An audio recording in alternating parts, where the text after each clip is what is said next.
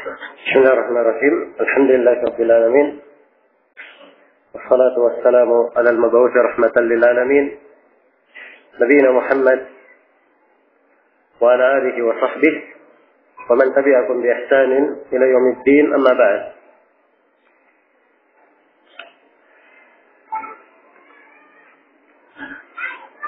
Baik, kita masih mengkaji awal pembahasan awal yang Imam Qutaibah bin Sa'id Al-Balkhi rahimahullahu ta'ala memulai pembahasan akidahnya. Kata beliau, "Hadza qaulul a'immati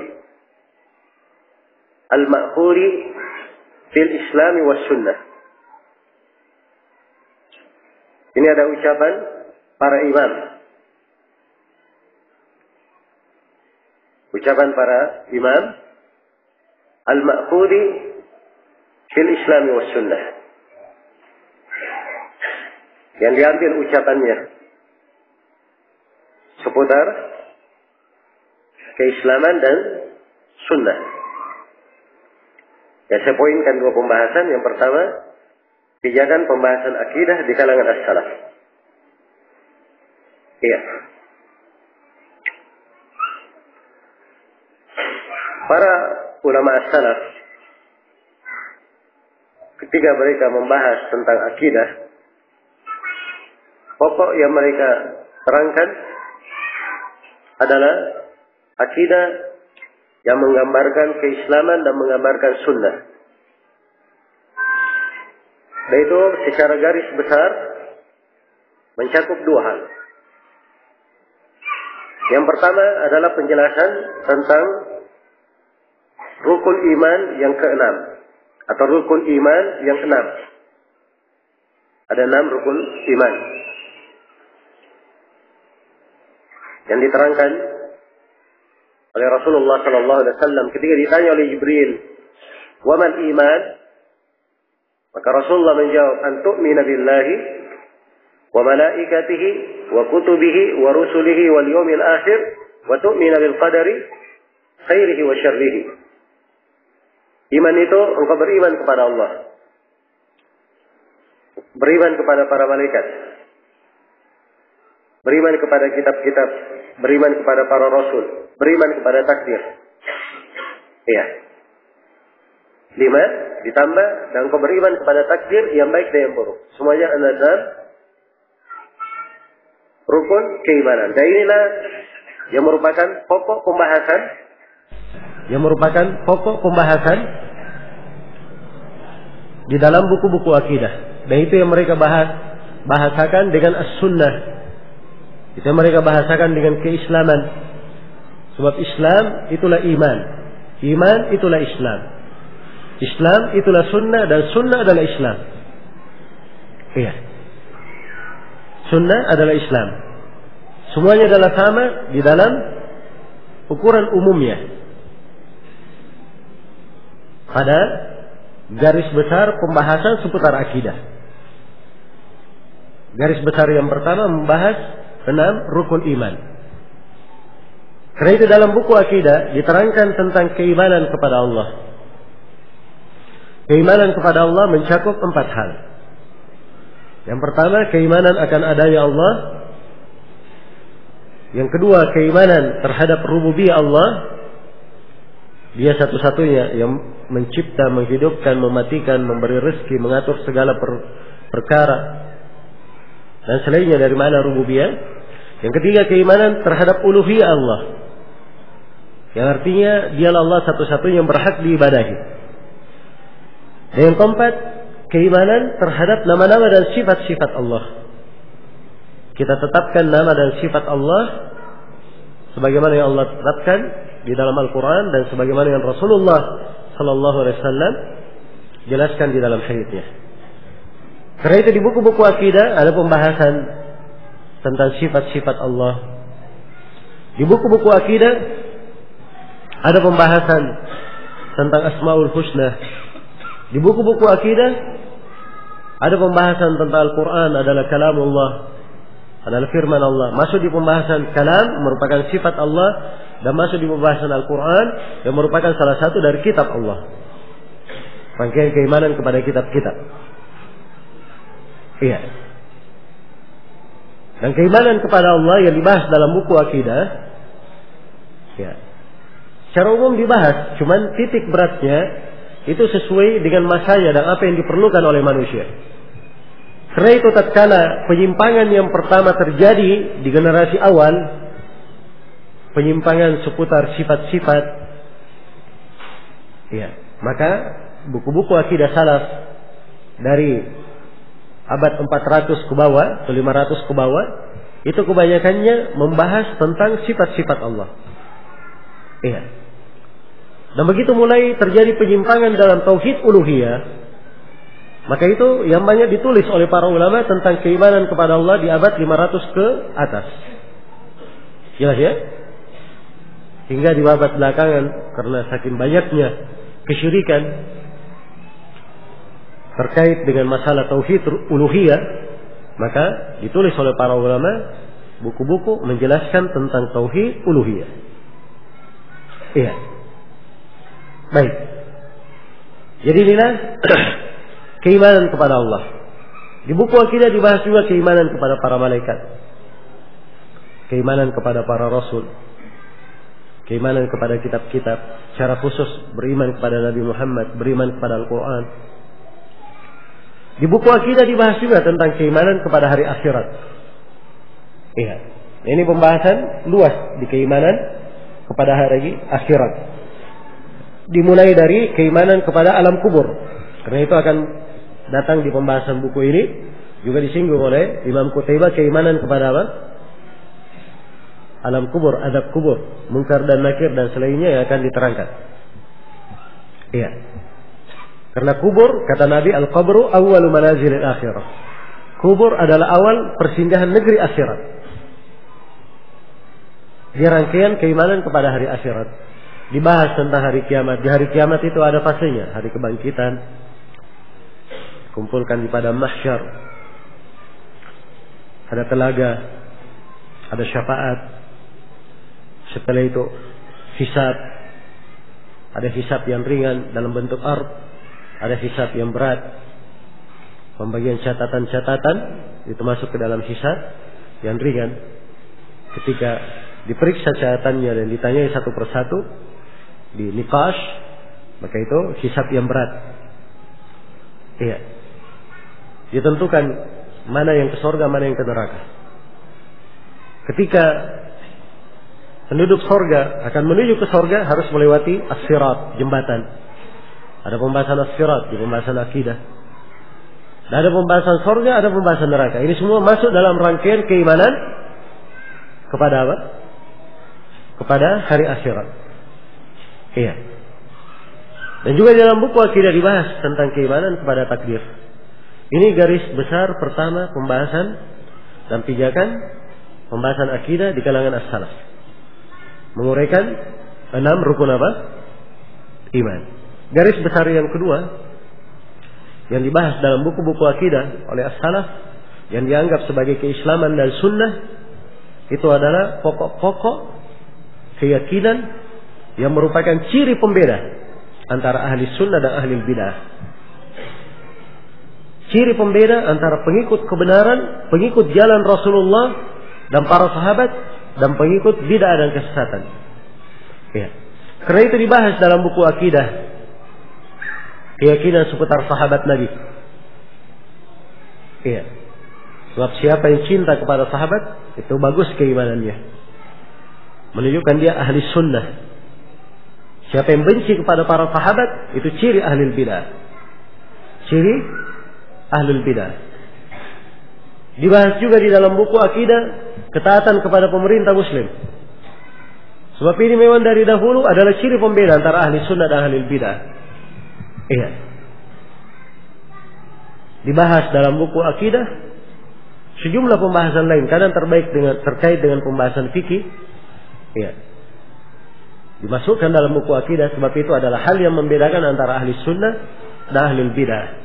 Karena itu Imam Qutaibah ketika menguraikan awal pembahasan Beliau katakan hada qaulul a'immati al-ma'khudi fil Islam was sunnah. Ini ucapan para imam, ucapan yang diambil seputar Islam dan sunnah. Karena memang pijakannya pembahasan seputar apa? Islam dan sunnah digaris di makna garis umumnya. Adapun Islam kalau dimanakan secara khusus, iman dimanakan secara khusus, sunnah dimanakan secara khusus, itu ada maknanya masing-masing. Ada pembahasannya masing-masing. Iya. Mungkin akan berlalu sebagiannya, cuman ini kalau diuraikan agak panjang ya, dan kita hanya punya 5 sesi untuk menyelesaikan buku ini. Waktu yang ringkas dan banyak pembahasan yang lain, saya kira lebih penting untuk saya memperluas pembahasan di situ. Saya lihat kita berpindah kepada pembahasan yang kedua. Keagungan uraian akidah Imam Qutaibah yang berasal dari para imam kaum muslimin. Nah, ini sisi penting dan bobot buku ini. Ini bukan buku sembarangan ya. Risalah Qutaibah bin Sa'id ini. Iya. Ini menurut Imam Adz-Dzahabi, Qutaibah bin Sa'id menukil kesepakatan ulama. Menukil kesepakatan akidah para ulama. Ini yang dia tuangkan di sini. Iya. Nah, ingat, kalau dikatakan kesepakatan ulama itu bukan hal yang ringan. Menyelisihinya perkara yang besar. Iya. Siapa yang menyelisih kesepakatan para ulama, maka itu dianggap sebagai orang yang keluar dari jalan yang lurus, dhalun mudil. Dhalun mudillun, orang yang sesat dan menyesatkan. Karena Allah berfirman dalam Al-Quran, wa man yushaqiqir rasula min ba'di ma tabayyana lahumul huda. Wa man yushaqiqir rasula min ba'di ma tabayyana lahul huda wa yattabi' ghayra sabilil mu'minin nuwallihi ma tawalla wa nuslihi jahannam wa sa'at masira. Siapa yang durhaka kepada Rasul setelah tampak jelas baginya petunjuk itu, dan dia mengikuti jalan selain jalan kaum mukminin, ini orang yang menyelisih kesepakatan, orang yang menyelisih ijma, menyelisih jalan kaum mukminin. Ya. Nuwallihi ma tawalla. Kalau dia lakukan itu, kami biarkan dia larut dalam kesesatannya. Wa nuslihi jahannam, dan kami akan masukkan dia ke dalam neraka jahannam. Dan itu adalah sejelek-jelek tempat kembali. Karena itu dari keistimewaan orang yang belajar akidah salaf, apalagi buku-buku yang menekankan bahwa apa yang dia uraikan adalah kesepakatan ulama, itu akan mendidik orang yang membacanya, orang yang mempelajarinya untuk mengenal apa pembahasan-pembahasan akidah yang disepakati, supaya dia berhati-hati jangan sampai menyelisihi hal yang disepakati oleh ulama. Iya. So kalau dia menyelisihi hal yang disepakati oleh ulama, dia pasti keluar dari jalan yang lurus, dihitung kepada ahlul bidah dan ahwa. Iya. Pada hal yang merupakan pokok ahli sunnah yang disepakati oleh para ulama. Iya. Dan inilah sekali lagi termasuk pentingnya seorang membaca buku-buku akidah. Hari ini kita baca Qutaibah bin Sa'id, akidahnya. Kita dalami. Iya. Apalagi kalau dibentuk seperti ini sekarang di pembahasan buku ini, saya poinkan apa saja poin-poin pembahasannya. Kemudian kita baca lagi buku yang lainnya, baca poin-poin pembahasannya. Kita akan ketemukan mereka sepakat. Sini menguraikan akidah tentang takdir, sana menguraikan akidah tentang takdir, sama pembahasannya. Subhanallah. Sini berkata iman, ucapan dan amalan, sana juga berkata iman, ucapan dan amalan, sana juga berkata iman, ucapan dan amalan. Tidak ada perbedaan. Jadi tiap kali seorang berlalu akan kuat akidah itu di dalam hati. Iya. Datang dari berbagai jalur, semuanya mengarah kepada hal yang sama. Nah, itulah baru orang yang kokoh di atas akidah. Kuat akidahnya. Iya. Dan orang yang seperti ini, apabila dia banyak membuka dan mempelajari buku-buku akidah, pengagungannya terhadap sunnah akan lebih besar. Iya. Akan lebih besar. Dan manusia, namanya manusia, wajar kalau jatuh dalam kesalahan. Tapi andai kata pun dia jatuh dalam kesalahan-kesalahan, maka bukanlah kesalahan yang membahayakannya, sebab dia memiliki apa? Terbangun di atas pelajaran-pelajaran, terbangun di atas akidah-akidah yang telah disepakati oleh ulama dan dia sendiri telah memahaminya. Maka insyaallah taala itu akan menjaganya dari kesalahan-kesalahan yang besar. Iya. Maka ini dari keistimewaan seorang mempelajari buku Aqidah As-Salaf. Baik. Kemudian di halaman 12 pembahasan tentang ridha terhadap ketentuan Allah.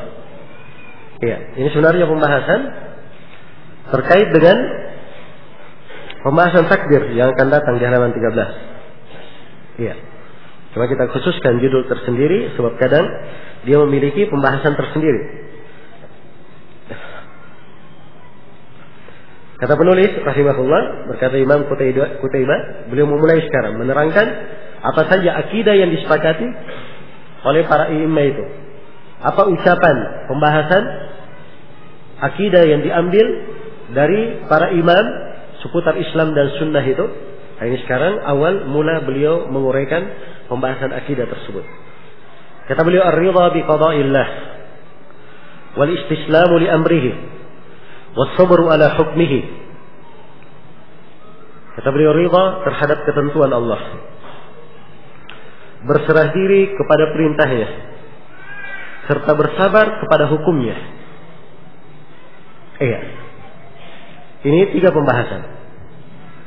Yang pertama, ridha kepada ketentuan Allah, ar-ridha bi qada'illah. Ridha. Derajat ridha itu derajat yang tinggi di dalam penghambaan, dalam ubudiyah kepada Allah Subhanahu wa taala. Iya. Dan makna ridha, jiwanya rela dan menerima. Dan ridha ini tingkatannya lebih tinggi dari kesabaran. Iya. Tingkatannya lebih tinggi dari apa? Kesabaran. Kalau sabar itu dia tahan jiwanya supaya tidak berkeluh kesah. Jiwanya supaya tidak marah, tidak memberontak. Dia buat jiwanya tenang. Nah, itu bersabar namanya. Tapi kalau ridha lebih daripada itu.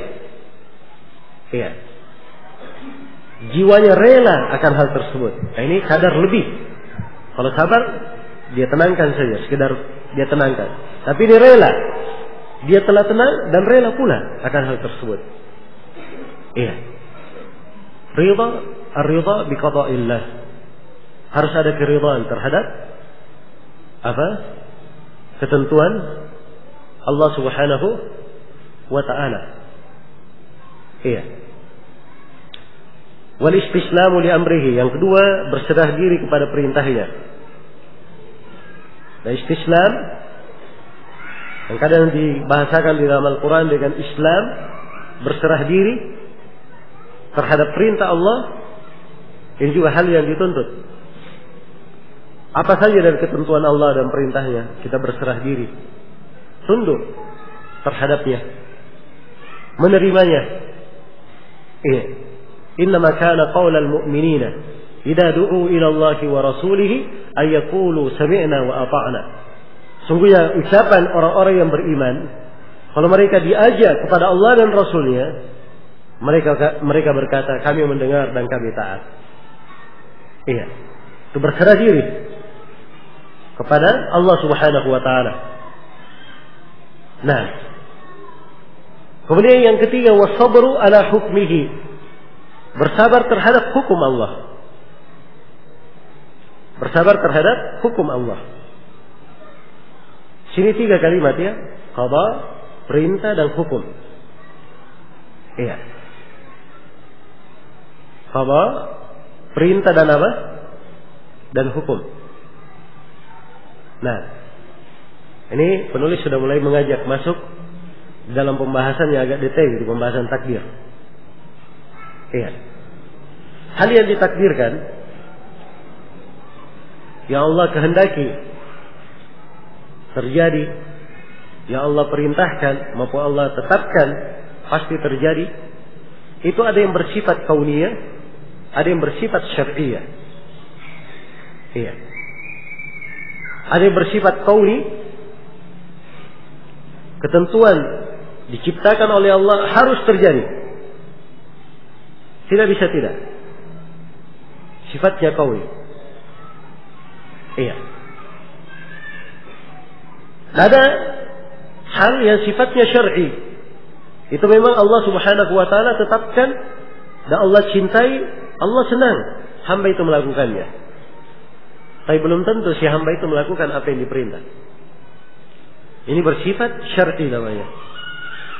Qada, amr, hukum. 3 kalimat ini terbagi 2. Qada terbagi 2. Ada qada kauni, ada qada syar'i. Amr terbagi 2. Ada amr kauni, ada amr syar'i. Hukum terbagi 2. Ada hukum kauni, ada hukum syar'i. Ada hukum syar'i.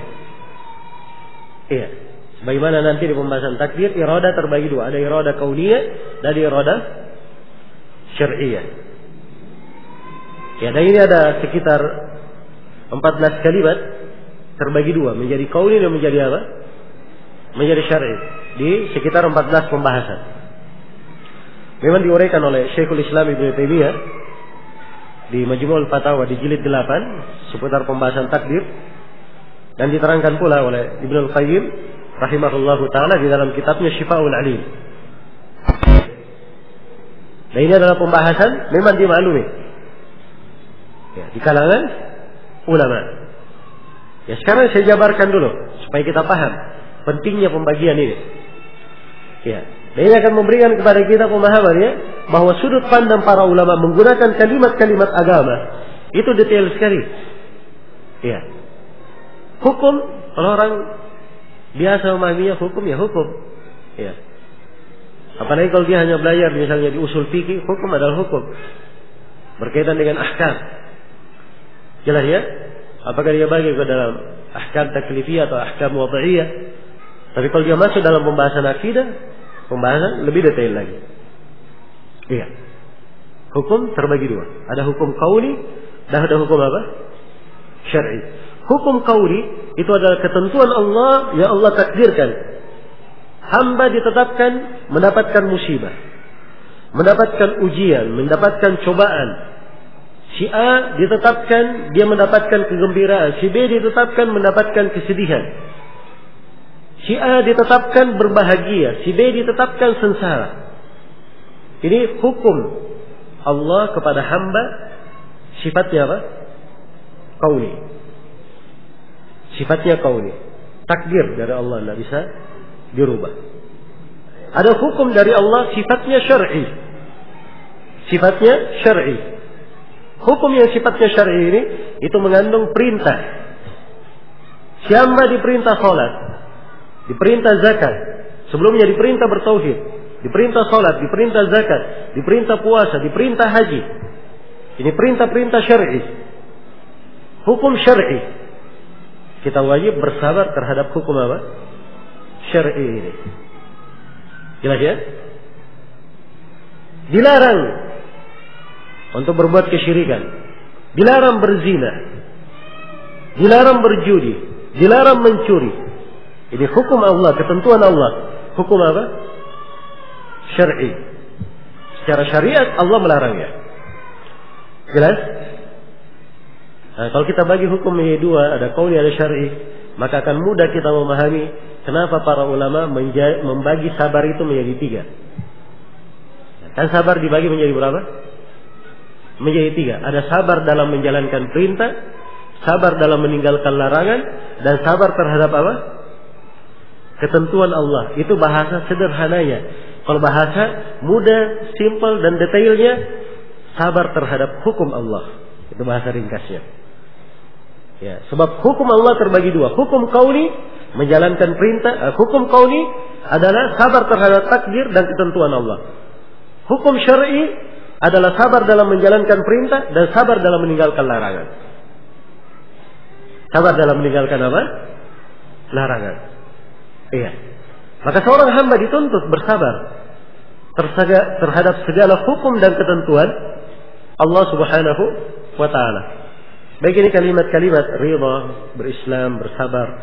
Ini ada sisi-sisi pendalilannya ya, dari Al-Quran dan As-Sunnah. Ya, sudut-sudut pembahasan. Tapi saya tidak mendetailkan di sini. Nah, ini pembahasan saya hanya ingin memfokuskan kepada sudut pembahasan akidahnya. Iya. Maksud dan penulis memasukkannya. Adapun kalau saya luaskan, misalnya saya berbicara masalah sabar, saya uraikan keutamaan sabar, saya uraikan tingkatan kesabaran, kemudian saya uraikan bagaimana seorang bersabar dalam menjalankan perintah, bagaimana dia bersabar meninggalkan larangan, bagaimana dia bersabar menerima ketentuan Allah. Ya. Dan ketika dia bersabar terhadap ketentuan Allah itu terbagi dua terhadap hamba. Maka sabarnya terbagi dua lagi. Itu ada pembagian-pembagian. Iya. Dan ini pembahasan luas. Jelas ya? Saya tidak masuk dalam pembahasan itu.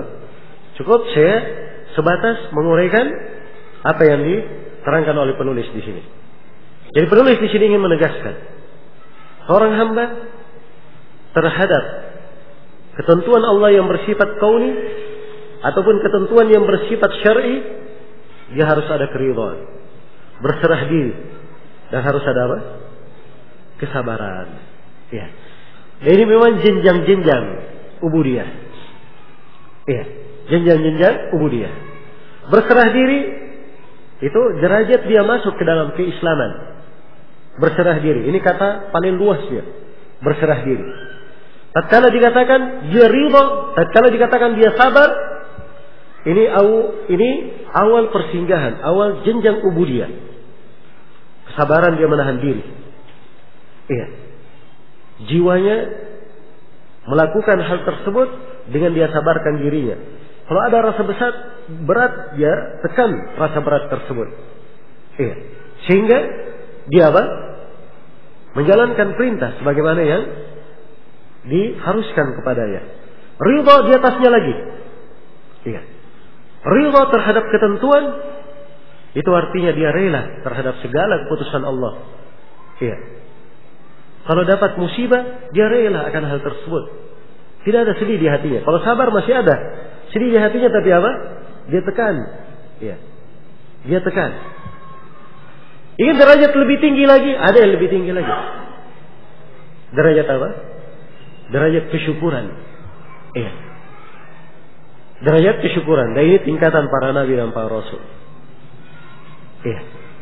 Karena itu disebutkan dalam hadits kanu, iya, yafrahuna bil bala kama tafrahuna bis sarra. Mereka para nabi sangat bergembira dengan ujian sebagaimana kalian bergembira kalau dapat nikmat ketenangan. Kalau kita masya Allah dapat duit, dapat kegembiraan, ya, dapat istri, ya, dapat kedudukan, wah masya Allah gembira, berseri-seri, cerah. Para nabi dapat ujian, cobaan, mereka bergembira seperti kita bergembira dalam apa? Dalam kesenangan itu tadi. Ya, ini derajat syukur. Tatkala dia melihat kepada ujian, kepada takdir, dia tidak melihatnya di satu sudut. Oh, dia lihat ini betul-betul berat terhadap jiwa.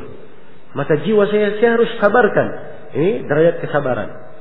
Derajat ridha, dia melihat kedua sudut. Saya sabarkan jiwa saya dan tidak ada gunanya saya berkeluh kesah. Saya rela saja. Jelas ya? Ini derajat ridha. Tapi kalau derajat syukur, dia melihat dari berbagai sudut. Iya. Dia melihat ini ujian. Ini hakikatnya kebaikan di belakangnya, bukan kejelekan. Karena itu bersyukur terhadap apa? Ujian tersebut. Nah, ini derajat tingkatan para nabi. Iya.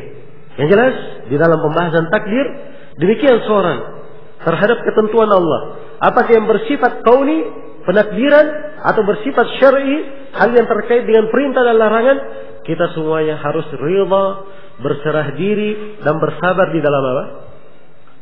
Bersabar di dalam melaksanakannya. Iya. Setelah itu penulis rahimahullah berpindah ke pembahasan takdir. Iya. Halaman 13, keimanan kepada takdir. Kata penulis, wal imanu bil qadari khairihi wa syarrihi. Dan beriman kepada takdir yang baik dan yang buruknya. Iya. Saya garis bawahi di sini dua pembahasan. Yang pertama, kewajiban beriman kepada takdir. Iya. Kewajiban beriman kepada takdir. Nah, keimanan kepada takdir Allah Subhanahu wa ta'ala adalah salah satu dari rukun iman yang 6. Sebagaimana di dalam hadis Jibril. Iya. Dan subhanallah kalau kita lihat di dalam ayat Al-Quran, ketika disebutkan rukun, disebutkan keimanan, itu digandengkan 5 saja. Keimanan kepada Allah, kepada para malaikat, kitab-kitab, para rasul dan hari akhirat di beberapa ayat. Jelas ya? Tidak digandengkan di dalamnya keimanan kepada apa? Kepada takdir. Untuk pembahasan takdir dikhususkan ayat-ayat tersendiri, ya, yang menjelaskan tentang hal tersebut, tentang ketentuan Allah Subhanahu wa taala dan takdir Allah Subhanahu wa taala.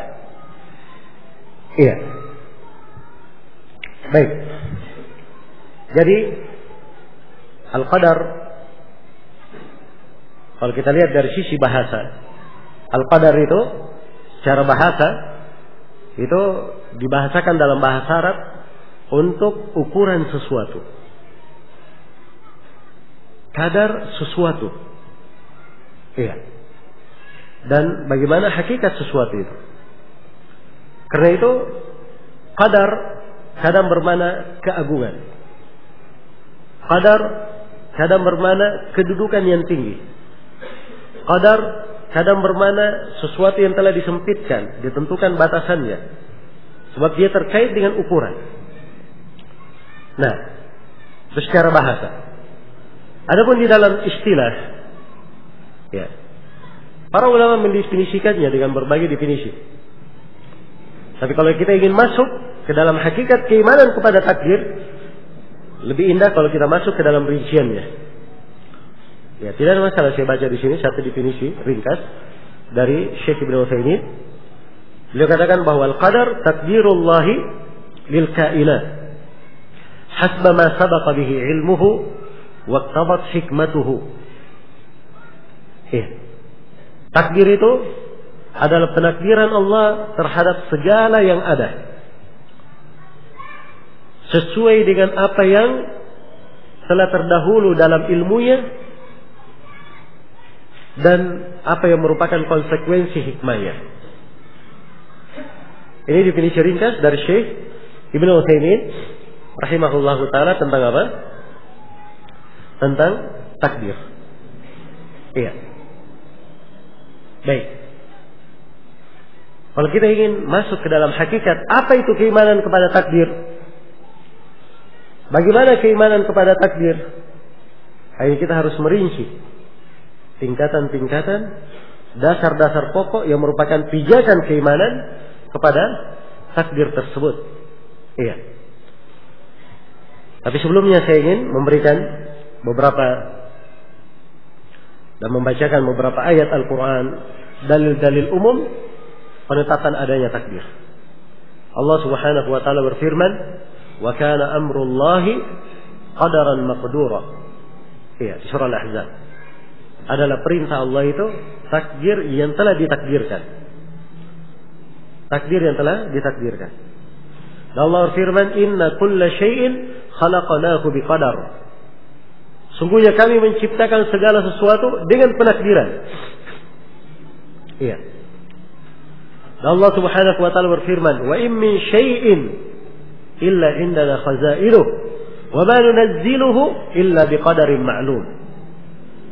Tidak ada suatu apapun kecuali di sisi kami perbendaharaannya, dan kami tidak menurunkan dari perbendaharaan itu kecuali dengan takdir yang telah dimaklumi. Iya. Dan Allah Subhanahu wa taala berfirman, "Ila qadarin ma'lum faqadarna fani'mal qadirun." Kepada takdir yang telah dimaklumi, maka kami menakdirkan, dan itu adalah sebaik-baik, dan kami adalah sebaik-baik yang menakdirkan. Iya. Di ayat yang kita semua selalu membacanya, mendengarkannya di hari Jumat, ya, dibaca oleh imam, surah Al-A'la, "Walladzi qaddara fahada." Dialah Allah yang menakdirkan kemudian memberi apa? Memberi hidayah. Dan di hadis Jibril, Rasulullah ketika menerangkan iman, Yang terakhir beliau sebutkan wa tu'mina bil qadari khairihi wa syarrihi. Engkau beriman kepada takdir yang baik dan yang buruk. Dan di dalam as-sahih, di sahih Muslim dari Tawus bin Kaisan rahimahullah, beliau berkata, adraktu nasan min ashabi Rasulillah sallallahu alaihi wasallam yaquluna kullu syai'in biqadar. Saya menjumpai manusia, iya, dari sahabat Rasulullah sallallahu alaihi wasallam, semuanya berkata bahwa segala sesuatu itu adalah dengan takdir. Dan beliau berkata, wa sami'tu Abdullah bin Umar yaqulu kullu syai'in biqadar hatta al-'ajz wal kays, hatta al-'ajz wal kays atau al-kays wal 'ajz. Iya, kata Ibnu Umar, segala sesuatu itu dengan takdir. Sampai seorang tidak mampu atau pandai, ya, semuanya dengan apa? Dengan takdir. Dan tidak ada silang pendapat di kalangan para ulama menetapkan tentang apa? Tentang takdir ini. Ya. Maka ini pembahasan tentang definisi takdir dan pembahasan tentang dalil umum wajibnya kita beriman kepada takdir. Dua pembahasan. Pembahasan yang ketiga berkaitan dengan takdir. Iya. Kapan seorang itu dikatakan benar keimanannya kepada takdir? Jawabannya, kalau dia bangun keimanannya kepada takdir di atas 7 landasan pokok. Iya. Dia bangun keimanannya kepada takdir di atas 7 landasan pokok. Ya mungkin di sebagian pertemuan saya sebutkan 4 saja ya. Baik, ini kita naik kelas sedikit. Saya sebutkan 7. Ya, supaya lebih lengkap pembahasannya. Sebenarnya sama saja, cuman ya di sebagian pembahasan Syekhul Islam Ibnu Taimiyah, beliau mendasarkan pembahasan seputar takdir di atas 7 landasan. Ya, yang biasanya hanya disebut 4. Yang pertama. Baik. 7 landasan ini di pembahasan takdir sehingga seorang itu dikatakan beriman kepada takdir. Yang pertama, dia imani keumuman ilmu Allah Subhanahu wa taala. Iya. Ini tingkatan al-ilm. Dia imani bahwa Allah Subhanahu wa taala Maha mengetahui segala yang ditakdirkan secara umum maupun secara khusus, secara global maupun secara terperinci, yang telah terdahulu maupun yang akan terjadi, dalam bentuk ucapan, perbuatan maupun selainnya. Iya. Allah Maha mengetahui apa yang telah terjadi, apa yang sedang terjadi, dan Allah Maha mengetahui apa yang akan terjadi. Bahkan lebih dari itu, Allah Maha mengetahui apa yang tidak akan terjadi. Andai kata terjadi, bagaimana terjadinya, Allah juga mengetahuinya. Kita wajib mengimani luasnya ilmu Allah Subhanahu wa ta'ala. Allah berfirman, huwallahu alladzi la ilaha illahu alimul ghaibi wasyahada. Dialah Allah, tidak ada yang berhak diibadahi kecuali Dia, yang Maha mengetahui yang gaib maupun yang tampak. Ya'lamu ma baina aydihim wa ma khalfahum. Ini ayat kursi ya, bagian di ayat kursi. Allah Maha tahu apa yang di depan mereka dan di belakang mereka. Ini potongan ayat terkait dengan keimanan kepada takdir. Karena itu ayat kursi ayat yang paling agung di dalam Al-Quran. Karena terdapat di dalamnya hampir seluruh pembahasan akidah ada di dalam ayat kursi. Iya. Ada di dalam apa? Ayat kursi. Nah, jadi mungkin kapan-kapan kita buat doro nanti seputar tafsir ayat kursi dalam 2 hari atau 3 hari. Ya. Supaya seorang paham bahwa ini ayat luas kandungannya. Orang kadang baca, ya tiap hari dia baca, Masya Allah, sebelum pas sholat, kemudian dia baca sebelum tidur, ya ayat kursi. Nah, itu yang sahih ya. Adapun zikir pagi dan sore ayat kursi hadisnya lemah. Baik. Hal yang bagus dibaca. dibaca di rumah, ya, mengusir syaitan. Tapi bersamaan dengan seringnya kita baca, tapi kita kurang di dalam apa? Mendalami kandungan dan maknanya. Padahal dia adalah ayat yang paling agung di dalam Al-Quran. Ya'lamu ma baina aydihim wa ma khalfahum. Allah Maha tahu apa yang di depan mereka dan di belakang mereka. Ini rangkaian keimanan kepada takdir. Kita yakini bahwa Allah mengetahui segala yang dilakukan oleh hamba. Iya. Allah Subhanahu wa taala berfirman, "Wallahu bikulli syai'in alim." Allah Maha mengetahui segala sesuatu. Iya. Maha mengetahui segala sesuatu. Dan Allah berfirman, "Lita'lamu anna Allah ala kulli syai'in qadirun wa anna Allah qad ahata bi kulli syai'in ilma." Supaya kalian tahu bahwa Allah Maha mampu atas segala sesuatu. Iya. Maha mampu atas segala sesuatu, dan supaya kalian tahu bahwa ilmu Allah meliputi segala sesuatu. Ya, dan ini banyak sekali dalil ya, kalau ingin diuraikan tentang luasnya ilmu Allah. Tapi ada satu kalimat tadi saya ingin rinci. Iya. Tadi saya katakan bahwa Allah Maha mengetahui apa yang telah terjadi, apa yang sedang terjadi, dan apa yang akan terjadi. Ini mungkin 3 hal ya kita bisa pahami, biasa kita dengarkan. Yang keempat, dan Allah Maha mengetahui apa yang tidak akan terjadi. Andai kata yang tidak akan terjadi ini terjadi, bagaimana terjadinya juga Allah mengetahuinya. Iya.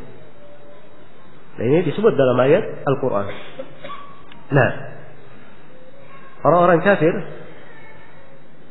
ya, di neraka disebutkan di dalam Al-Quran, "Walau tara idh wuqifu 'alan nar faqalu ya laitana nuraddu wa la nukadziba bi ayati rabbina wa nakuna minal mu'minin." Andai kata engkau melihat orang-orang kafir itu berdiri di neraka, mereka berkata, "Wahai Rabb kami, andai kata kami dikembalikan ke dunia." Iya. Andai kata kami dikembalikan ke dunia, ya laitana nuraddu, sehingga kami tidak mendustakan ayat-ayat engkau dan kami akan menjadi orang yang beriman. Sekarang pertanyaan, orang kafir yang sudah di neraka, mungkinkah kembali ke dunia? Nah, pertanyaan, dijawab. Mungkin atau tidak? Tidak mungkin. Iya. Itu hayalan mereka saja, tidak mungkin kembali ke dunia. Tapi Allah kabarkan, kalau mereka dikembalikan ke dunia, andai kata yang tidak mungkin ini terjadi, Allah kabarkan apa yang akan mereka lakukan kalau mereka dikembalikan ke dunia. Di kelanjutan ayat, "Bal badalahum ma kanu yukhfuna min qabl, walau ruddu la'adu ila ma nuhu an." Andai kata mereka dikembalikan, mereka akan ulangi lagi perbuatannya. Allah kabarkan apa yang akan terjadi. Ini menunjukkan luasnya ilmu Allah Subhanahu wa ta'ala. Iya. Baik. Kaum munafikin, Allah sudah tetapkan mereka tidak berangkat berjihad, tidak berperang. Karena itu dalam Al-Quran di surah At-Taubah Allah berfirman, "Fasabbatahum wa qila qu'udu ma'al qa'idin." Maka Allah buat mereka ini putus semangat. Iya. Sehingga mereka duduk bersama orang-orang yang alfa, tidak berangkat. Jadi Allah tetapkan kaum munafikin tidak berangkat perang. Itu ketentuan Allah. Tidak mungkin terjadi lagi. Tapi Allah jelaskan, andai kata mereka ikut berangkat, apa yang akan mereka lakukan? Allah terangkan di dalam ayat, "Lau kharaju fikum ma zadukum illa khabala." Andai kata mereka keluar bersama kalian, mereka tidak menambah kalian kecuali kehinaan saja. Ya. Menghinakan kalian, mengganggu pasukan, menggembosi, itu akan mereka lakukan. Allah kabarkan. Iya. Jelas ya? Dan ini ada ayat-ayat yang lain dalam Al-Quran semisal dengan ini. Ya, penggambaran untuk kita tentang luasnya ilmu Allah Subhanahu wa ta'ala. Iya. Karena itu dari keimanan pokok dalam takdir, seorang mengimani bahwa segala yang ditakdirkan pasti Allah mengetahuinya. Iya. Dan ini pokok penyimpangan mereka yang menyimpang di pembahasan takdir di awal munculnya bid'ah qadariyah. Bid'ah qadariyah ini, orang-orang yang mengingkari takdir, itu muncul di akhir generasi sahabat. bermula di Basrah. Dimunculkan oleh seorang yang bernama Ma'bad al-Juhani. Ya, kalau diambil silsilahnya dari mana dia memahami akidah itu, ternyata berujung kepada seorang Yahudi. Ya, Masya Allah ya. Silsilah yang apa? Silsilah yang bagus. Ya. Dan itu biasanya silsilah ahlul batil. Nah, karena itu para ulama berkata, likulli qaumin waris. Setiap kaum ada pewarisnya. Ya. Hingga hari ini, pewaris-pewaris kesesatan, ya, kefasikan, ya, pemikiran, ada saja pewarisnya. Ya. Makanya kita cermati saja. Dan ini dari keistimewaan seorang belajar akidah yang benar.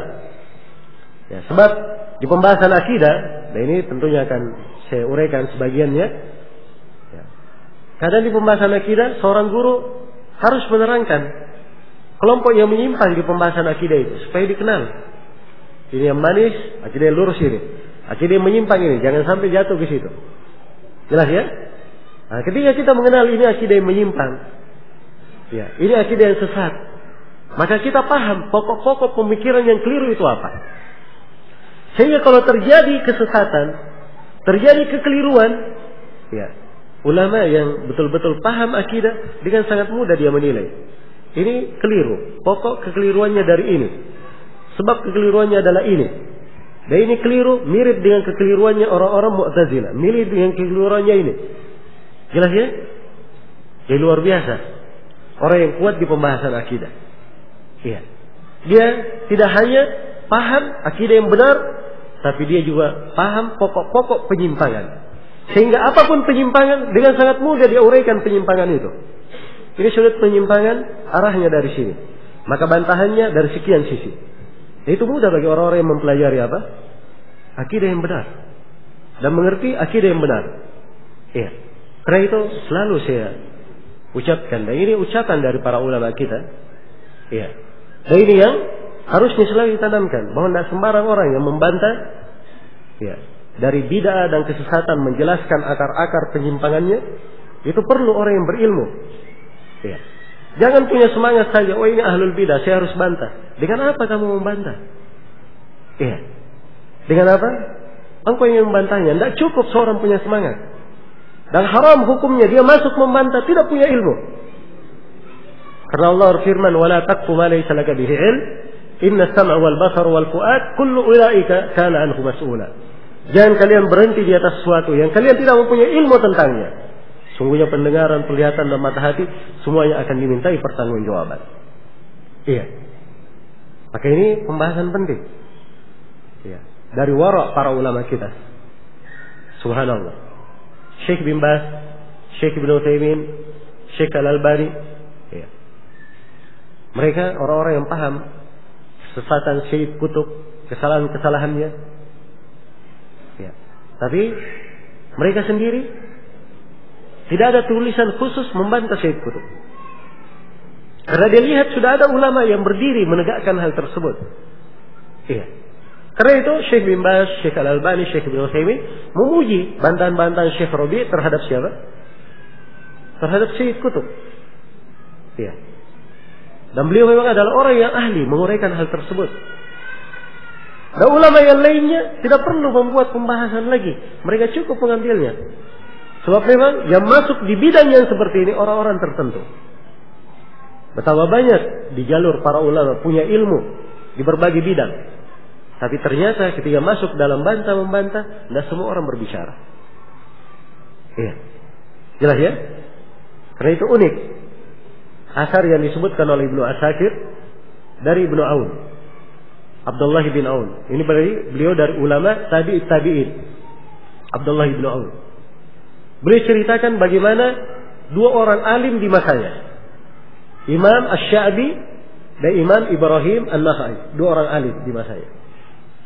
Asy-Sya'bi ini, iya, beliau lebih banyak berbicara, menyampaikan syair, menyampaikan ilmu. Dan terkenal memang Asy-Sya'bi. Dan Ibrahim An-Nakhai, beliau mengajar juga, tapi lebih banyak diam. Iya, ini keseharian. Tapi begitu masuk ke dalam masalah fatwa Ada masalah di tengah umat harus ditanyakan, harus ada alim yang menilainya. Asy-Sya'bi diam, tidak berbicara. Ibrahim An-Nakhai yang menyelesaikannya. Iya. Tatkala ada fitnah, Asy-Sya'bi menahan diri. Yang berbicara Ibrahim An-Nakhai. Iya. Itu para ulama. Dia berilmu pun tahu kadar dirinya. Tahu siapa yang lebih berhak. Ini dua orang tabi'in. Saya kasih tingkatan lebih tingginya, ketingkatan sahabat. Ketika Abu Musa Al-Asy'ari melihat kelompok-kelompok yang zikir di masjid itu, Abu Musa Al-Asy'ari sudah mengingkari dalam hatinya. Kesesatan tidak pernah terjadi di masa Nabi. Tapi di dalam mengingkarinya, dia tidak langsung mengingkari. Dia serahkan kepada siapa? Dia serahkan kepada Abdullah bin Mas'ud. Dia datangi rumah Abdullah bin Mas'ud. Ya. Dan ini etika di dalam menyelesaikan. Etika di dalam menyelesaikan. Ya, karena itu subhanallah. Saya pernah dengar dari sebagian masyayikh, kalimat bagus. Nah, pada waktu itu ada mulai muncul awal fitnah. Ya, sebagian dai di Indonesia ini terkena pemikiran sururiyah. Ya, membela Salman Al-Auda, Safar Hawali. Ya, walaupun belakangan sudah banyak yang sudah banyak yang berubah. Ya, tapi berubahnya tidak pernah ia berterus terang bahwa dulunya dia pernah membela Salman Al-Auda, Safar Hawali. Dan orang-orang yang pemikiran apa? Sururiyah. Nah, saya lihat sebagian dari mereka mendatangi rumah Syekh Abdul Razak Al-Abbad. Syekh Abdul Razak berkata, ini masalah-masalah yang seperti ini saya sudah coba. Kalau saya berbicara hanya bertambah fitnah saja. Saya ini orang kecil. Tanya kepada yang lebih besar. Tanya kepada ayah saya, Syekh Abdul Musa Al-Abbad. Ini etika dan adab diberikan. Ya. Diberikan. Dan itu kalimat bagus. Kalimat baik sesuai dengan jalan as-salaf. Semua orang tahu kadar dirinya masing-masing. Iya. Karena itu pada sebagian hal, ketika seorang berbicara di dalam, dia pikir, kalau dia berbicara dalam hal tersebut, yang lain juga bisa berbicara, sana juga bisa berbicara. Penyelesaian apa yang akan diberikan untuk umat? Iya. Ribut saja. Tapi kalau ada hal yang memang keliru, perlu dikritiki, berikan kepada alim ulama, keluar sebuah ketentuan, selesai. Iya. Itu akan mudah. Dan itulah manhaj salafi di dalam menyelesaikan fitnah-fitnah. Karena itu ketika muncul fitnah Ma'bad al-Juhani ini, sudah diketahui oleh para tabi'in, para imam tabi'in, Yahya bin Ya'mur, Abdurrahman bin Humaid al-Himyari. Ini dua alim di kalangan tabi'in. Ketika melihat Ma'bad al-Juhani ini, mereka cari para sahabat ke Mekah melakukan perjalanan haji atau umrah. Untuk bertanya kepada para sahabat. Mereka incar ingin berjumpa Ibnu Umar atau berjumpa dengan Abu Sa'id Al-Khudri. Ternyata mereka berjumpa dengan siapa? Abdullah bin Umar radhiyallahu anhuma. Maka keduanya pun menanyakan tentang ucapan Ma'bad al-Juhani. Di mana Ma'bad al-Juhani berkata, al-amr unuf, perkara itu baru terjadi. Jadi kalau sesuatu terjadi, menurutnya Allah baru tahu. Sebelumnya Allah tidak tahu. Ini orang mengingkari ilmu Allah. Jelas ya? Jadi kalau baru terjadi, Allah tahu. Sebelumnya Allah tidak tahu. Karena itu Ibnu Umar bersumpah, walladhi nafsu Ibnu Umar biyadih. Ibnu Umar berkata, fa idza laqita haula fa akhbirhum anni bari'un minhum wa innahum bara'u minni. Apabila engkau menjumpai mereka, kabarkan kepada mereka bahwa saya Ibnu Umar berlepas diri dari mereka dan mereka berlepas diri dari saya. Itu baru kuat. Ketika disampaikan kepada alim yang lebih apa? Lebih tinggi kedudukannya, selesai masalah. Keluar. Hal yang lebih berberkah. Itu harusnya kita didik diri kita dengan hal tersebut. Didik diri kita dengan hal tersebut. Nah, ini pembicaraan saya tujukan untuk diri saya. Harusnya kita beretika dan beradab dengan hal yang seperti itu. Makanya hal-hal yang memang bukan urusan kita, tidak usah kita masuk di situ. Jangan melangkai para ulama, jangan melangkai orang-orang yang apa? Orang-orang yang lebih berilmu. Ya. Kalau memang ada masalah, tanyakan kepada para ulama, maka akan dapat ketenangan. Adapun setiap orang berijtihad, dia pasang dirinya, kedudukannya seperti alim ulama, imam jarh wa ta'dil. Ya. Ini yang merusak. Dan akan menimbulkan banyak perpecahan.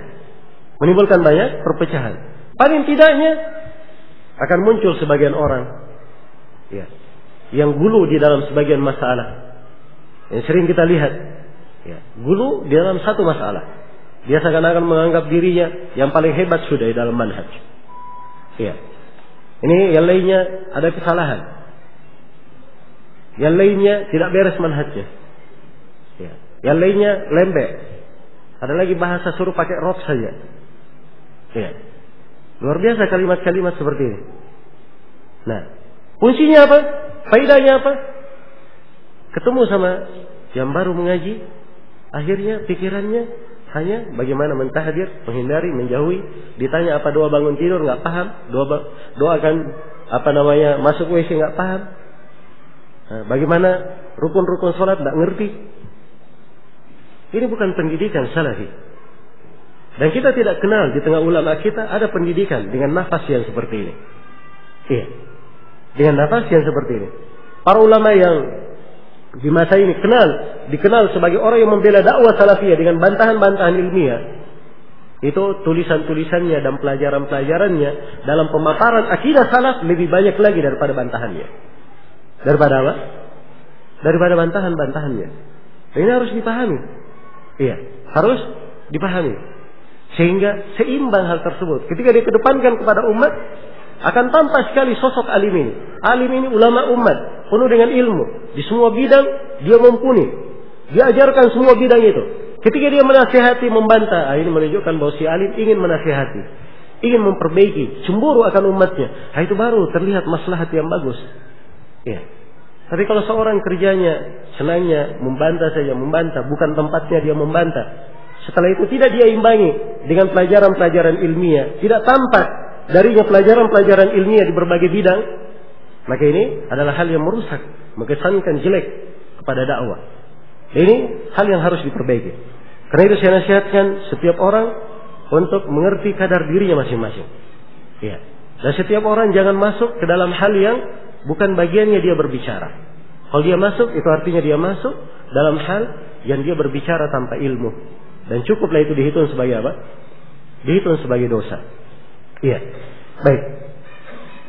Kemudian saya kembali ya kepada tingkatan yang pertama dari keimanan kepada takdir, bahwa dari keimanan kepada takdir itu kita mengimani bahwa segala yang ditakdirkan adalah diketahui oleh Allah Subhanahu wa taala. Yang kedua, dari keimanan kepada takdir adalah seorang hamba mengetahui bahwa segala yang ditakdirkan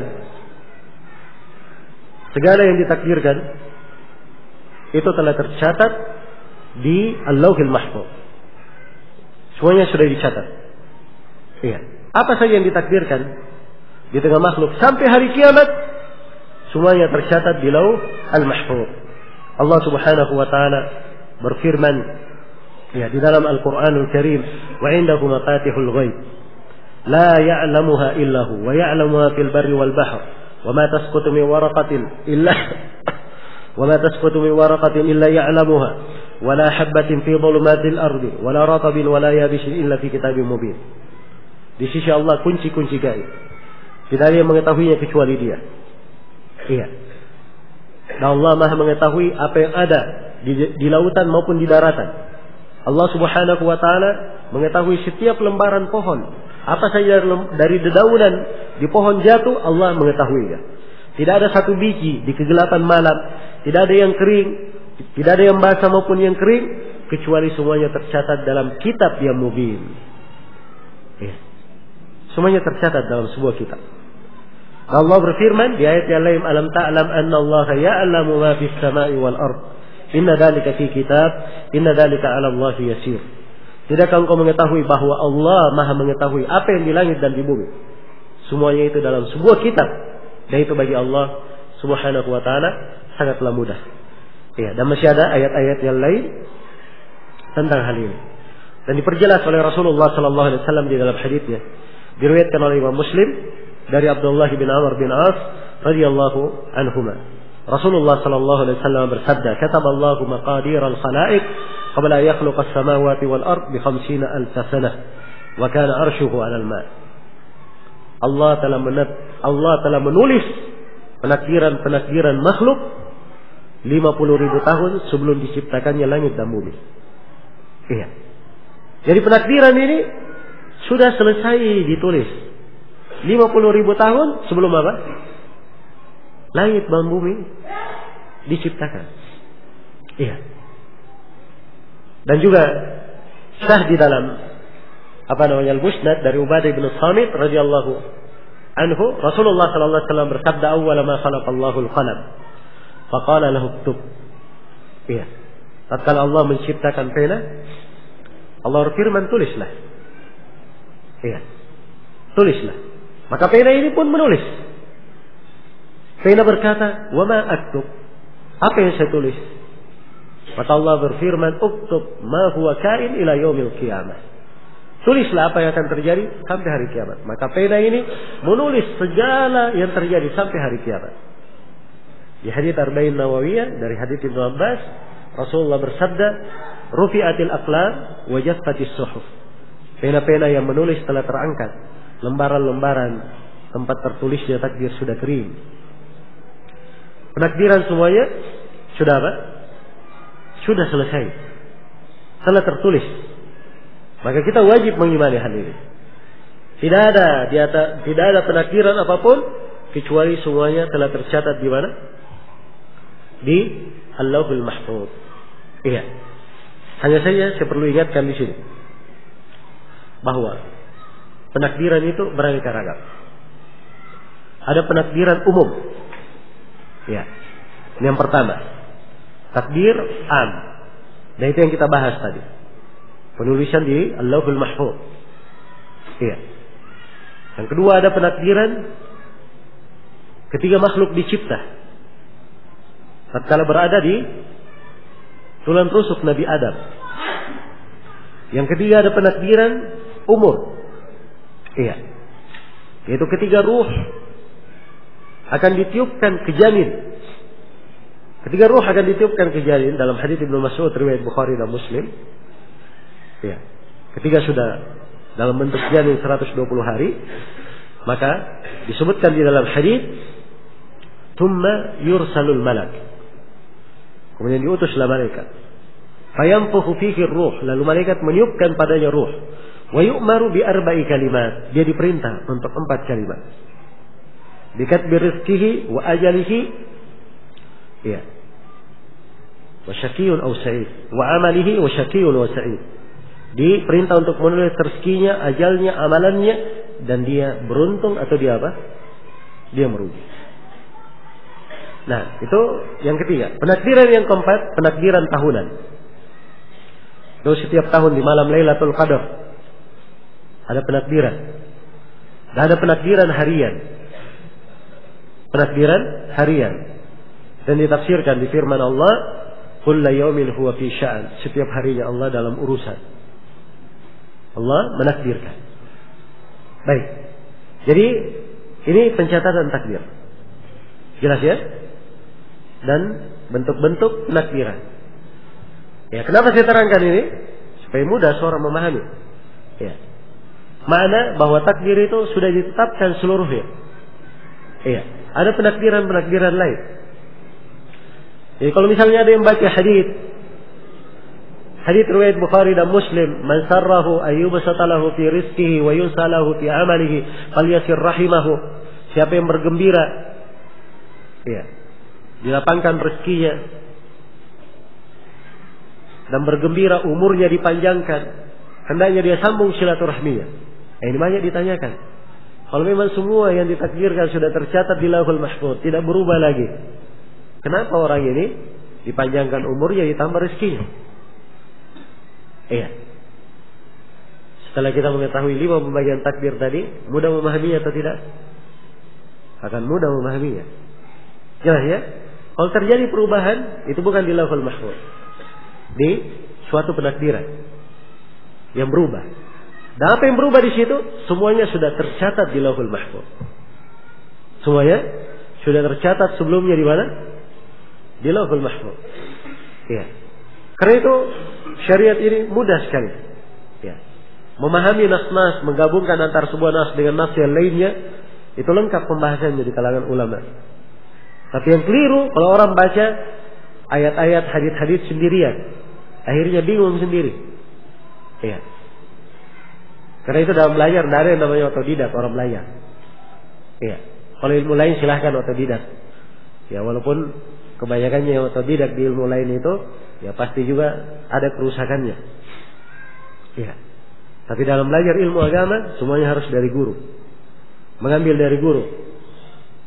Mengambil kunci-kunci ilmu itu dari guru. Sehingga kalau dia menghadapi problem seperti ini, ada dua nas yang bertentangan, dia pandai mengkompromikannya. Dia tahu bagaimana para ulama mendudukkannya.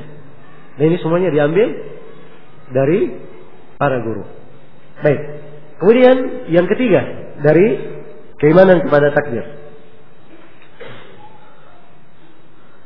Ya, baik, saya selesaikan dulu ini ya. 7 tingkatan. Sebenarnya sudah habis waktu. Yang ketiga dari keimanan kepada takdir, ya, adalah seorang mengimani bahwa apa yang ditakdirkan Allah menghendakinya. Iya. Ini umumul masyiah, terkait dengan kehendak Allah Subhanahu wa ta'ala. Karena Allah berfirman, "Wa rabbuka yakhluqu ma yasha'u wa yakhtar." Rabb engkau menciptakan apa yang dia kehendaki dan apa yang dia pilih. Allah berfirman, "Wa ma tasha'una illa yasha'allahu rabbul alamin." Tidaklah kalian berkehendak, iya, kecuali semuanya telah dikehendaki oleh Allah Subhanahu wa ta'ala. Man yasha' yudlilhu wa man yasha' yaj'alhu ala siratin mustaqim. Siapa yang Allah kehendaki, Allah akan sesatkan dia. Siapa yang Allah kehendaki, Allah akan jadikan dia di atas jalan yang lurus. Iya. Maka segala sesuatu itu dengan masyiah Allah, dengan kehendak Allah Subhanahu wa ta'ala. Ini tingkatan yang ketiga. Kemudian yang keempat, atau dasar yang ketiga, dasar yang keempat dari pokok keimanan kepada takdir adalah seorang meyakini bahwa Allah Subhanahu wa ta'ala yang menciptakan seluruh makhluk. Iya. Zatnya, sifat-sifatnya, gerakannya. Siapa saja selain daripada Allah, selain nama dan sifat-sifatnya, maka itu disebut sebagai makhluk. Allah yang menciptakannya dan Allah yang mengadakannya. Iya. Allah yang mengadakannya. Nah, Allah berfirman, Allahu khaliqu kulli syai'. Allah yang menciptakan segala sesuatu. Iya. Dan Allah Subhanahu wa ta'ala berfirman, wa khalaqa kulla syai'in faqaddarahu taqdira. Dan Allah menciptakan segala sesuatu lalu menakdirkannya dengan sebenar-benar penakdiran. Dan Allah berfirman, wallahu khalaqakum wa ma ta'malun. Allah yang menciptakan kalian dan menciptakan amalan kalian. Amalan juga dianggap ciptaan Allah. Dan di dalam hadits Hudzaifah, ya, diriwayatkan oleh Al-Bukhari di Khalqi Af'alil Ibad, innallaha khaliqu kulli sani'in wa san'atah. Sungguhnya Allah mencipta setiap orang yang membuat dan buatannya. Allah yang menciptanya. Ya. Maka segala yang selain Allah Subhanahu wa ta'ala dari makhluk, Allah yang menciptakannya dan Allah yang apa? Mengadakannya. Ya, ini wajib untuk kita imani. Sehingga lengkap keimanan seorang di pembahasan takdir. Iya. Kemudian dasar keimanan yang keberapa? Yang kelima. Iya. Baik, dasar keimanan yang kelima adalah seorang mengimani bahwa hamba itu punya kehendak. Iya. Pada perbuatan-perbuatannya. Apa yang dia lakukan. Tapi kehendak hamba itu ikut kepada kehendak Allah Subhanahu wa ta'ala. Iya. Jelas ya? Nah, jadi harus diketahui, ditetapkan bahwa si hamba punya kehendak. Tapi kehendaknya ikut kepada kehendak Allah Subhanahu wa ta'ala. Iya. Karena Allah berfirman dalam Al-Quran, liman sya'a minkum ayyastaqim. Siapa di antara kalian yang ingin, silahkan dia istiqamah. Dikembalikan kepada kehendaknya. Faman sya'a falyu'min wa man sya'a falyakfur. Siapa yang ingin, silahkan dia beriman. Siapa yang ingin, silahkan dia kafir. Ya. Nah, Allah berfirman, minkum may yuridud dunya wa minkum may yuridul akhirah. Di antara kalian ada yang menghendaki dunia dan di antara kalian ada yang menghendaki akhirat. Jadi ditetapkan bahwa hamba punya apa? Punya kehendak, punya keinginan. Ada iradah, ada masyiah. Tapi iradah dan masyiahnya ikut kepada apa? Kehendak Allah Subhanahu wa ta'ala. Tidak mungkin keluar dari kehendak Allah. Iya. Karena Allah berfirman, "Wa ma tasyauna illa ay yasha Allahu rabbul alamin." Tidaklah kalian berkehendak kecuali Allah Rabbul Alamin menghendakinya. Iya. Baik. Itu dasar yang keberapa? Yang kelima. Dasar yang keenam adalah kita imani keumuman hikmah Allah. Umumul hikmah. Iya. Kita imani bahwa segala penakdiran Allah, perbuatan Allah menakdir, itu semuanya memiliki hikmah di sisi Allah Subhanahu wa ta'ala. Iya. Baik. Maka Allah ketika menyiksa orang-orang yang bermaksiat, memberi pahala kepada orang-orang yang taat, semuanya ada hikmah di belakangnya. Nah, ini wajib kita imani supaya tampak bahwa segala penakdiran Allah semuanya baik. Sebab perbuatan Allah tidak ada jeleknya, semuanya baik. Iya, Rasulullah bersabda, "Wasyarru laisa ilaik." Kejelekan itu bukanlah kepada engkau ya Allah. Iya, kejelekan bukan kepada Allah. Semua perbuatan Allah baik, tidak ada jeleknya. Iya, tidak ada jeleknya. Kadang ada sesuatu tampaknya jelek, tapi ternyata di belakangnya ada hikmah. Allah tetapkan untuk hal tersebut. Alif Lam Mim. Hasiban nasu ayyutraku ayyakulu amanna wa hum la yuftanun wa laqad fatanna alladhina min qablihim fala ya'lamanna Allahu alladhina sadaqu wa la ya'lamanna Allahu al-kadhibin. Apakah manusia mengira dibiarkan begitu saja berucap kami telah beriman dan mereka belum diuji? Jadi ujian, takdir terhadap ujian itu ada hikmahnya. Ya. Sungguh kami telah menguji orang-orang sebelum kalian. Ya. Sehingga kami mengetahui siapa yang sadiq, jujur di antara mereka dan siapa yang berdusta. Baik. Jelas ya? Allah Subhanahu wa ta'ala berfirman, "Innal ladzina ja'u bil ifki usbatun minkum, la tahsabuhu syarran lakum, bal huwa khairul lakum." Semuanya orang-orang yang datang membawa kejadian ifk, tuduhan dusta itu, ya, mereka sekelompok di antara kalian. Jangan kalian anggap perbuatannya kejelekan. Bahkan itu sebenarnya kebaikan untuk kalian. Ada hikmah kebaikan di belakangnya. Iya. Jelas ya? Maka kita wajib mengimani bahwa apa yang Allah takdirkan ada hikmah di belakangnya. Sehingga seorang itu beritikad dan beradab. Ketiga, ada hal yang Allah Subhanahu wa ta'ala takdirkan, maka hamba tersebut berbaik sangka kepada Allah Subhanahu wa ta'ala, mengetahui bahwa setiap perbuatan Allah ada hikmah di belakangnya. Kemudian yang ketujuh, dasar yang ketujuh dari keimanan kepada takdir adalah apa yang disebut oleh para ulama dengan maqamul jama' baina syar'i wal qadar. Ya, mengkompromikan antara syariat dan takdir. Jadi jangan mempertentangkan antara syariat dan apa? Takdir. Si hamba diperintah dengan perintah. Si hamba dilarang dengan larangan-larangan, tidak boleh didekati. Ada perintah wajib dia laksanakan, perintah-perintah wajib dia laksanakan, ada larangan-larangan wajib dia tinggalkan. Ini syariat namanya. Iya. Dan si hamba harus menerima ketentuan dan takdir Allah. Itu qadar namanya. Syariat dan takdir jangan dipertentangkan. Jelas ya? Iya. Sebab siapa yang mempertentangkannya, pasti dia jatuh di dalam bid'ah dan kesesatan. Nah, iya.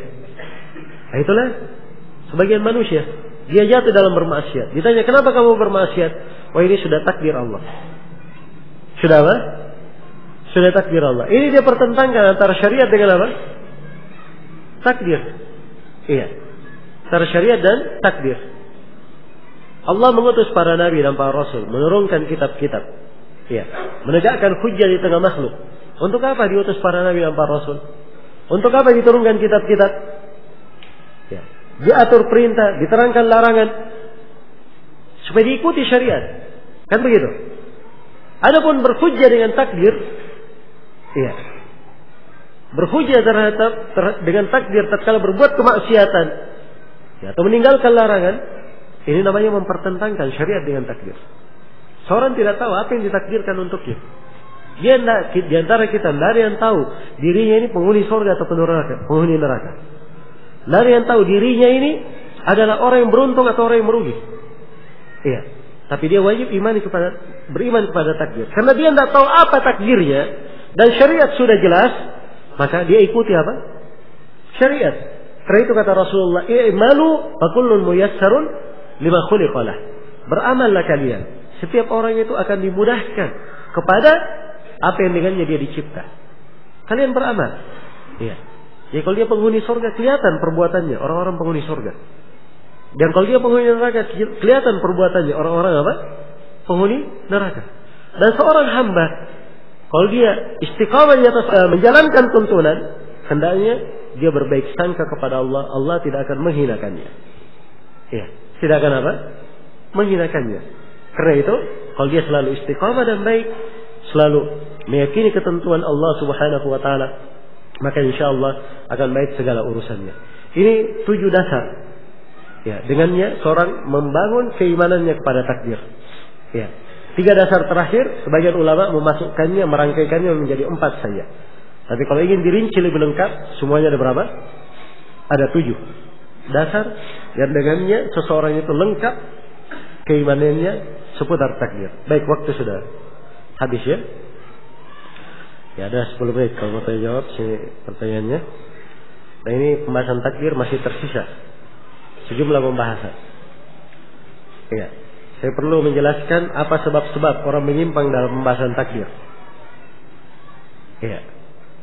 Kemudian mungkin saya tambah pembahasan yang lain, apa manfaat seorang beriman kepada takdir. Baik. Dan insyaallah taala kita akan sambung nanti di sesi berikutnya pada sholat subuh. Ya, besok. Ingat ya, pada sholat subuh.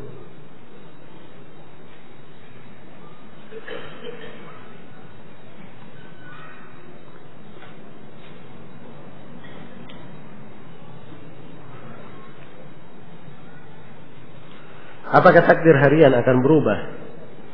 Akan merubah takdir yang telah dicatat dalam Lauhul Mahfuz. Ini telah saya terangkan tadi ya. Jadi kalau takdir harian misalnya berubah, di takdir di catatan malaikat berubah, maka apa yang berubah di situ sebelumnya sudah tercatat di mana? Di Lauhul Mahfuz. Lauhul Mahfuz itu tidak ada lagi yang berubah. Baik.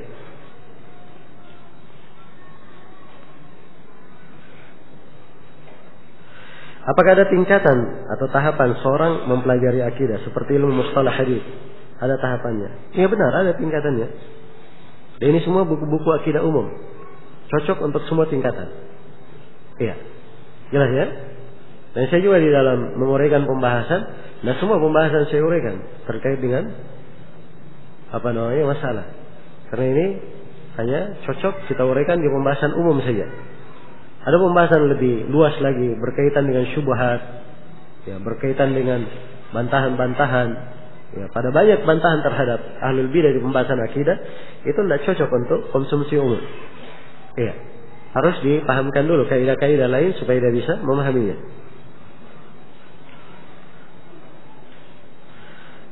Mohon dijelaskan tahapan-tahapan agar penuntut ilmu mudah dan dimudahkan untuk mempelajari akidah.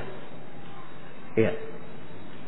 Ilmu akidah itu ada yang terkait dengan tauhid secara umum. Ada yang terkait dengan tauhid uluhiyah. Ada yang terkait dengan tauhid asma wa sifat. Ya. Pada seluruh bagian tauhid ini diambil dasarnya.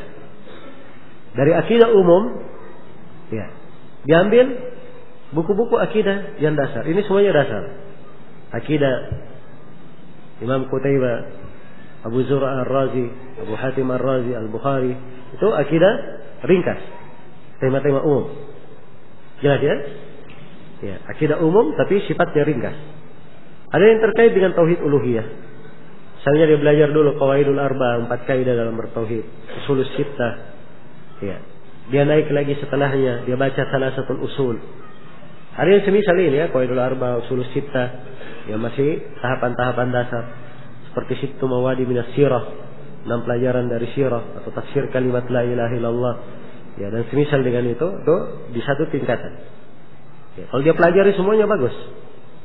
Tapi kalau diambil beberapa, dia naik lagi setelahnya adalah pelajaran Salasatul Usul. Dan itu insya Allah akan datang nanti tema pembahasannya. Iya, akan datang nanti tema pembahasannya, kita kaji khusus Salasatul Usul.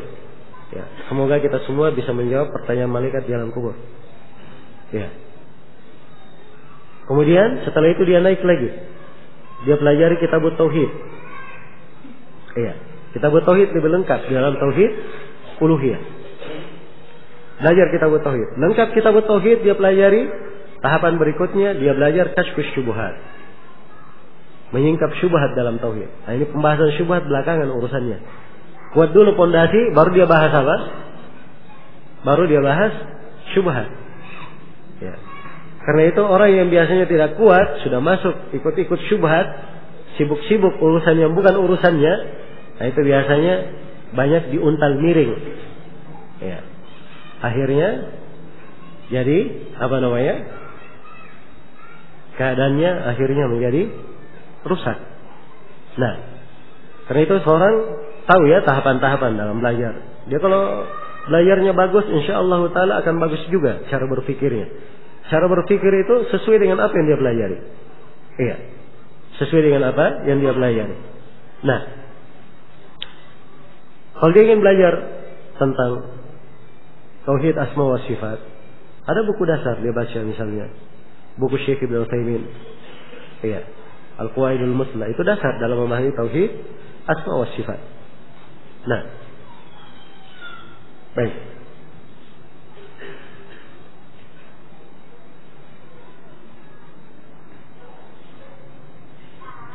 Apa yang dimaksud dengan takbir tahunan? Iya. Inna anzalnahu fi lailatul qadar. Kami menurunkannya di malam Lailatul Qadar. Itu penakdiran di malam apa? Lailatul Qadar. Lailatul Qadar setiap tahun. Iya. Nah, di surah Dukhan dikatakan fiha yufraqu kullu amrin hakim. Di malam itulah dipecah setiap perkara yang bijaksana. Itu penakdiran. Baik. Apa perbedaan hukum syar'i dan kauni dengan irada kauni dan irada syar'i? Baik, kalau ditanyakan, berarti besok saya tambah pembahasan lagi. Ya, jadi 3 pembahasan besoknya saya janjikan 3 pembahasan lagi terkait dengan masalah takbir besok. 1, pembagian irada menjadi 2, irada kauniyah dan irada syar'iyah. Dan apa perbedaannya? Yang kedua, apa sebab-sebab seorang menyimpang di pembahasan takbir? Kemudian pembahasan yang ketiga, saya akan terangkan apa manfaat seorang mempelajari pembahasan seputar takbir.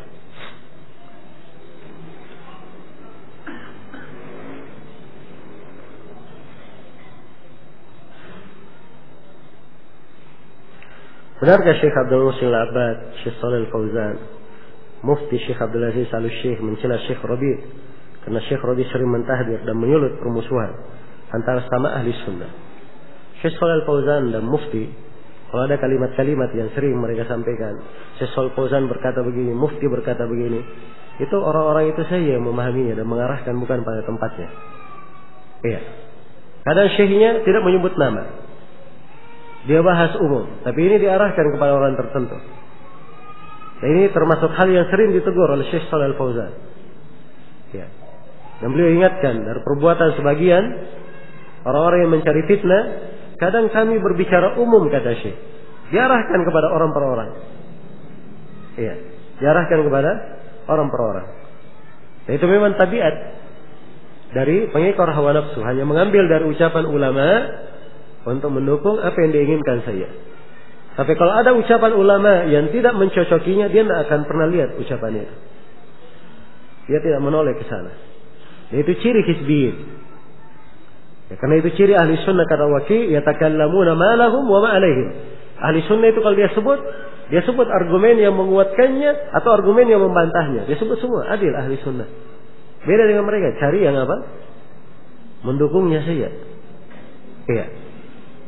Adapun Syekh Abdul Muhsin Al-Abbad, hafizahullah taala, ya. Beliau ada penilaian di dalam sejumlah masalah terkait dengan beberapa orang ya belakangan. Seperti Abu Hasan Al-Misri, Ali Hasan Al-Halabi, ya, Abdurrahman Al-Maghrawi dan semisal dengannya, ya. Dan beliau ada ijtihad di dalam hal tersebut. Berbeda dengan ulama yang lainnya. Ya. Maka apa yang terjadi? Ya, itu sebatas pembahasan ilmiah di kalangan para ulama. Ya. Bukan si alim ini mencela atau mengatakan bahwa ini manhajnya tidak benar. Ya. Ini orangnya dikatakan mutasyaddid, ini katakan keras, apalagi dituduh berpemahaman khawarij, berdusta atas as-salaf dan sebagainya. Dari tuduhan-tuduhan keji terhadap apa? Para ulama. Nah, jadi pembahasan di kalangan para ulama itu adalah hal yang wajar. Ya, tidak ada perbedaan ijtihad di dalam menghukumi seseorang, itu sudah lama terjadi, bukan hanya di masa kini, di masa dahulu sudah lama terjadi. Ya. Orang kalau baca biografi rawi akan nampak hal tersebut. Ya. Dan itu tidak menggugurkan kedudukan para ulama tersebut. Nah, tapi yang salah seseorang memancing di air keruh, itu yang salah. Ya. Menabrakkan antara seorang alim dengan alim yang lainnya. Dan itu adalah bentuk pengkhianatan terhadap ilmu dan para ulama. Hendaknya berhati-hati seorang dalam hal itu. Dan itu hawa nafsi ya. Naudzubillah kadang menjatuhkan seorang ke dalam perkara yang berbahaya. Nasallallahu assalamu alaikum.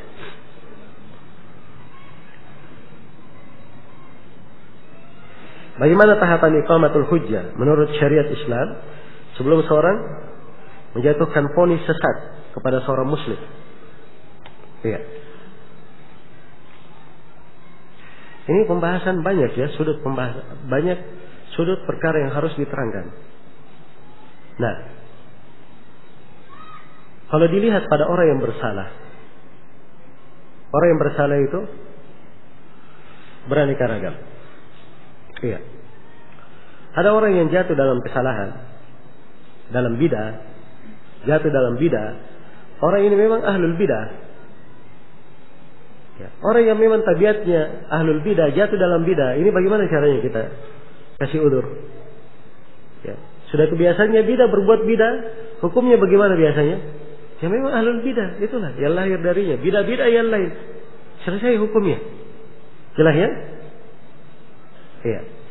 Orang yang kedua yang jatuh dalam kesalahan adalah orang yang jahil, tidak mengerti hukum. Maka orang yang jahil ini diterangkan kepadanya hujjah, dipahamkan kepadanya hujjah tersebut, dipahamkan kepadanya dalil. Iya, dipahamkan kepadanya apa? Dalil. Sekadar dia paham kitab dan maksud dari dalil, cukup tegak padanya hujjah. Ini si jahil. Ya. Kalau dia berhenti alhamdulillah, kalau tidak maka dia divonis sesuai dengan jenis kesalahannya. Sebab kesalahan bertingkat-tingkat. Jenis bidah juga bertingkat-tingkat. Kemudian yang ketiga, orang yang jatuh dalam sebuah bidah dan kesalahan, ya, dia adalah seorang ahli sunnah, dikenal mengikuti sunnah. Ya, maka dilihat jenis kesalahannya. Kalau dia jatuh dalam bidah besar dan dia pengikut sunnah, maka ditegakkan padanya hujjah. Nah langsung ditahdir. Tapi ditegakkan padanya apa? Padanya hujjah akan hal tersebut. Iya. Agar supaya tampak kebenaran itu baginya, dia rujuk kepada kebenaran sebab dia tahu bahwa dia adalah orang yang apa? Mengagungkan sunnah. Tapi kalau sudah diterangkan dia tetap keras kepala seperti itu, maka ini yang dijatuhkan padanya hukum tabdi' karena masalah yang dia lakukan masalah yang besar. Jelas ya? Baik. Jadi itu mungkin gambaran global ya di dalam pembahasan ini, walaupun seperti yang saya katakan ada sudut-sudut. Ya, ada sudut-sudut pembahasan yang banyak di dalam hal ini. Ya wallahu taala alam. Ya. Mungkin ini dulu untuk pertemuan kali ini. Insyaallah taala kita sambung sesi berikutnya besok pagi setelah salat subuh. Subhanakallahumma wa bihamdik asyhadu an la ilaha illa anta astaghfiruka wa atubu ilaik walhamdulillahirabbil alamin.